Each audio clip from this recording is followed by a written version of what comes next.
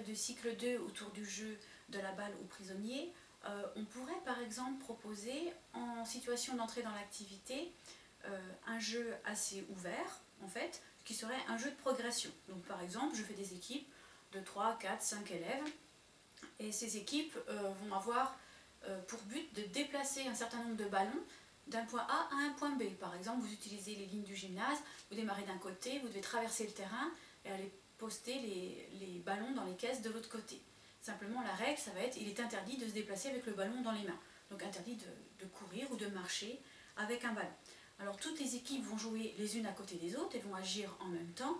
Et puis dans un premier temps, chaque équipe va rechercher comment faire pour se déplacer sans courir avec la balle. Donc certains vont peut-être essayer de se lancer le ballon à eux-mêmes, donc ils lancent en avant et courent pour le rattraper. D'autres vont peut-être faire des rebonds, les faire rouler au sol. D'autres encore vont faire des passes. Et donc progressivement, il peut y avoir aussi un partage de procédures. C'est-à-dire que rapidement, à la fin de la situation d'échauffement, on fait un point pour savoir comment a procédé, de quelle façon chaque équipe a procédé. Et puis petit à petit, au fur et à mesure du module, eh bien, l'enseignant va pouvoir se centrer là aussi sur une action qui est très proche et qu'on retrouve beaucoup dans le jeu de la balle au prisonnier, qui est la passe. Et là, ça aboutit à une situation de progression vers une cible, mais uniquement en se faisant des passes.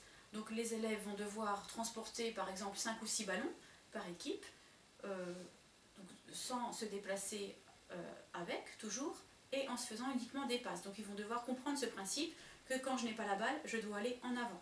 Donc je dois dépasser le porteur de balle pour me diriger vers la cible.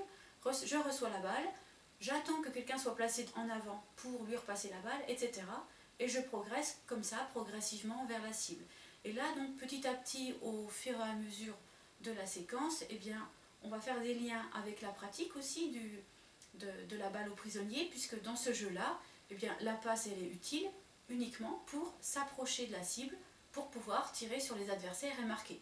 La cible étant les personnes en face, et on va s'approcher donc de la ligne médiane qui est au milieu, qui sépare les deux terrains, puisque là on est dans des espaces qui sont différents.